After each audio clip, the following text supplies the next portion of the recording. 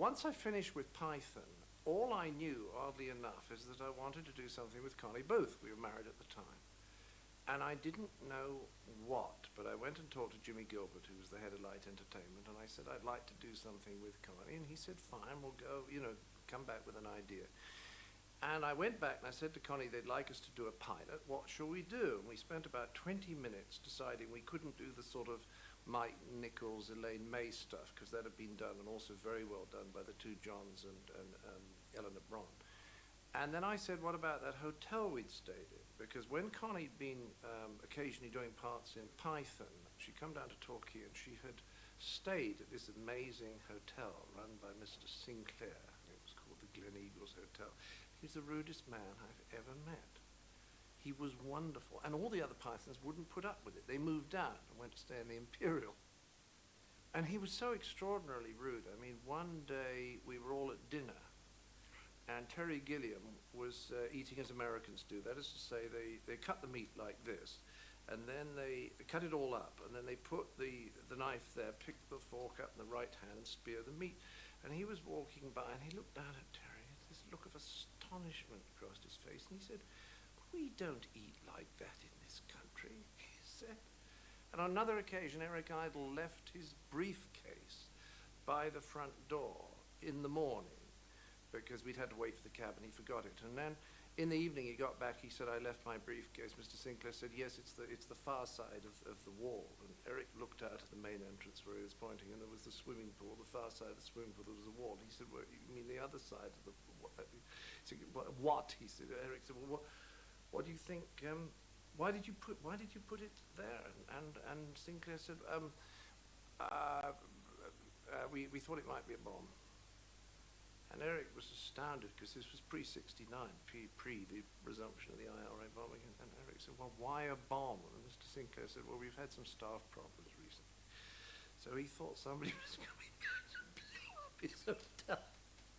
So this extraordinary man was very, very big in my memory and Connie's. And within a very short time, we'd figured out that was where we wanted to set the hotel. But the interesting thing is nobody thought it was a good idea. All the expert advice we got was, well, he's going to be very claustrophobic in the hotel, you must try and get outside. And when we wrote the first script, there's a famous memo which the current head of Light Entertainment has on the wall of his office, saying that this is a very boring situation, and the script has nothing but very cliched characters, and I cannot see anything but a disaster if we go ahead with it. That's on the wall. And a great friend of mine, Ian Johnston, who helped me write Fierce Creatures, heard three producers at the bar say, oh dear, have you seen this new script, Cleese's? Oh, it's terrible, why did he ever leave Monty Python? So it's kind of fascinating that when you try and do something new, as William Goldman, the screenwriter, says, nobody knows. Nobody ever knows whether it's going to work or not. There was no immediate positive critical reaction. I think the Daily Mirror said Long John short on jokes after the second episode, and one of the Edinburgh papers said it was very poor. And then there was a sort of a rumble of fairly positive reaction towards the end. And then the second, when they repeated it for the second time, that's when suddenly it started to take off. But my experience has always been that if you do something that is original, it takes a little time for any kind of momentum to build up. Connie and I had no idea that it was going to have the impact that it did. I mean, I always assumed it might pick up half the Python audience. And of course, the Python audience was not that huge. It was rather smart because it was very much the comedy of ideas. But Fawlty Towers was much more a comedy of emotion, and more people were able to plug into it. So as far as I remember, we got quite substantially bigger audience figures than Python. But we had no idea. We were just writing this little thing that we thought was funny. And when you hear years later that it is liked all over the world, there's a kind of puzzlement about why it traveled. And I guess that the reason it travels is that the characters are in some way archetypes. They're the types who crop up in all the different cultures. But I have to say there's a slightly different reaction in this country from what there is in other countries. In this country, a certain number of people assume that I must be Basil. They do not see that this is a kind of a performance. They forget that Connie wrote it with me. They kind of think that I wrote it and I just wrote myself and I performed myself. This doesn't happen in other countries. In America, for example, people accept that it was a bit of writing and performing like any other performance.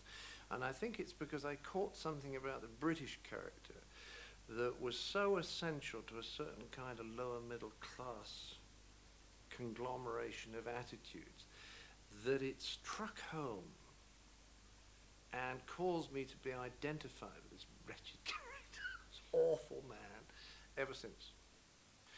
I just stayed in a hotel last week in Jersey that was run entirely for the convenience of the staff.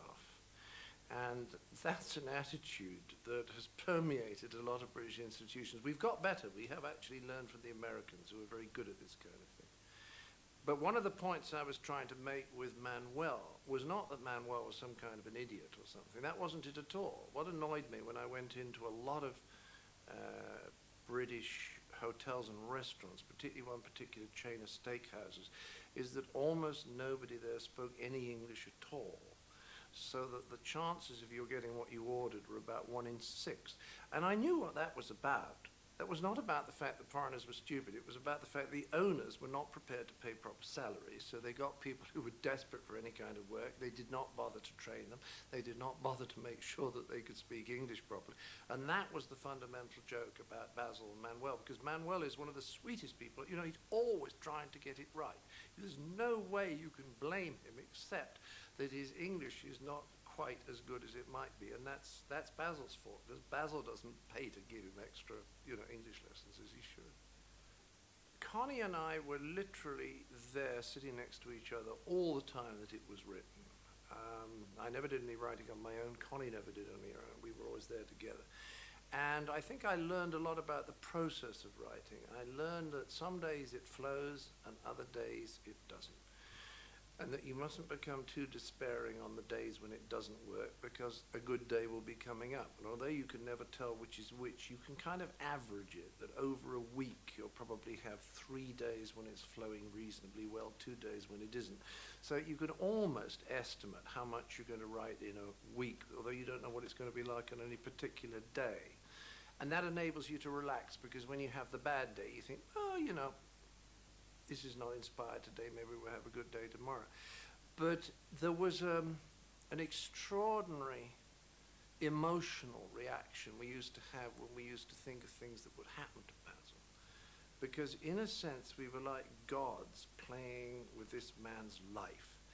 And sometimes when we would think of what would happen next, we would howl with laughter.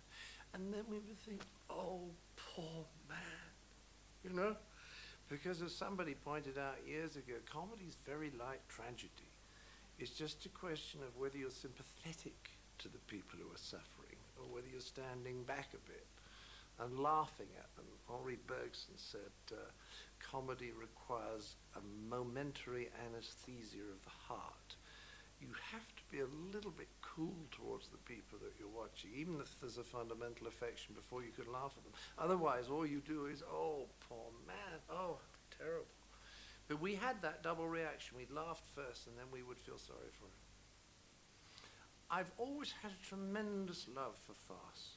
And I think it's because what I like to do more than anything else is to really laugh.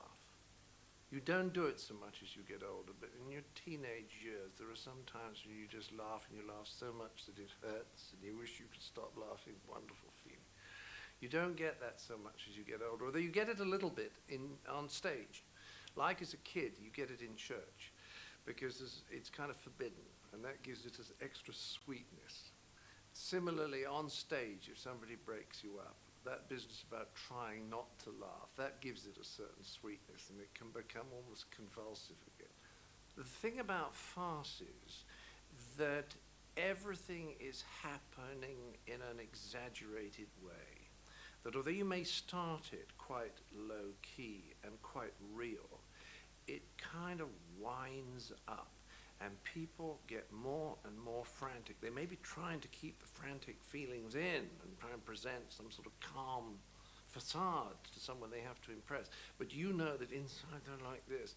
And what I love is the intensity of the emotion, because with that comes more frantic behavior, more energy, and the possibility of huge laughs. I mean, I think the best evenings of my life have almost all been spent at the National Theatre when they do farces, like the Fado farces. So what a lot of people haven't spotted is that Fawlty Towers are just little 30-minute farces that start very, very low key and finish up absolutely frantic. And the problem would be if you tried to make a movie of that over 90 minutes, you couldn't just do that because it doesn't work.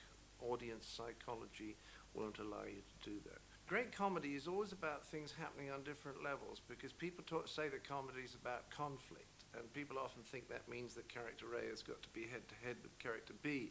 But the interesting conflicts are within people when something has happened which is absolutely terrible, but they're having to pretend that it's fine. But if you see them just thinking it's terrible, it's not funny. It's the fact they have to keep up the act. So any time that someone is doing something at one level and something almost contradictory in conflict with it is happening at another level, it's funny. I was always fascinated by comedy, and it's very strange when I look back on it. I can actually remember being ill in bed when I was 12 and using a school exercise book to write a script for 2 radio comics whom I used to listen to at that time. And when I was at Clifton, we used to have this little blue book with all the information in. And every time I heard a good joke, I used to write it, on the white bits that didn't have print on.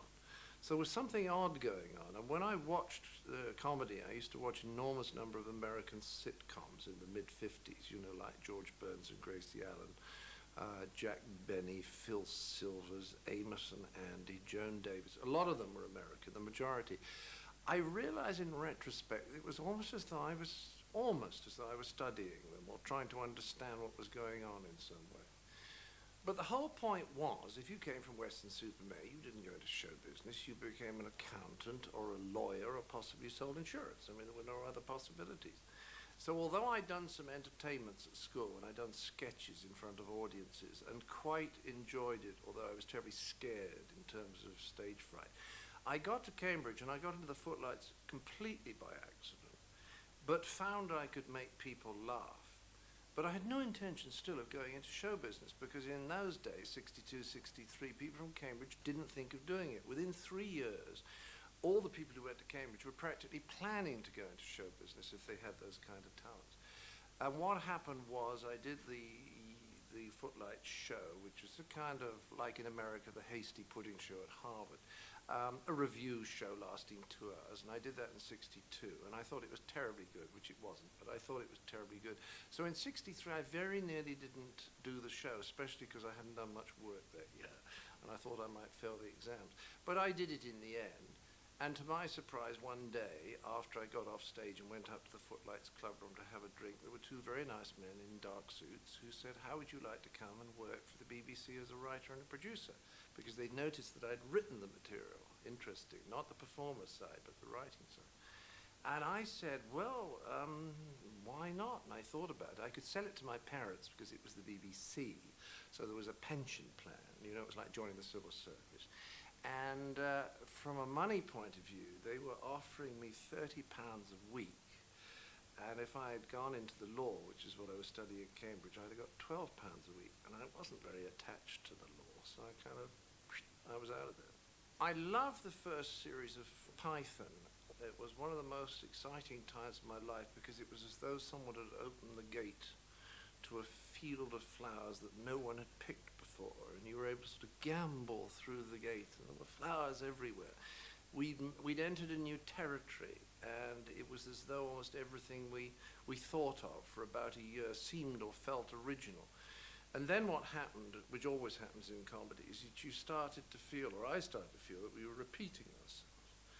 And by the second series, I was making noises along the lines of, "Hey guys, aren't we repeating ourselves?" And I could identify a lot of the sketches. I'd say, well, that sketch is that from the first series, plus that from the first series, plus a little bit of that from the second series. So I felt we were just permutating and combining the material we'd already done. And I didn't feel there was any point in doing that. But the others were happy. And they didn't actually really listen to me. And then I wasn't so crazy about a third series, and I agreed to sort of the first 6 or 7. And then they put a lot of pressure on me, and I kind of agreed to the whole series of 13. But I felt in the third series that I only wrote with Graham Chapman two things that were genuinely original. One was the cheese shop, and the other was the Highwayman, Dennis Moore. Everything else I could say to you, it's a mixture of that and that. We were repeating ourselves, and I get very bored. I don't want to repeat myself. So eventually I said to the guys, I don't want to do any more television. And two of them were very cross with me, but that was because they were insecure about their future outside the group. Basil always tries to get something done on the cheap. My father was a tiny little bit like this.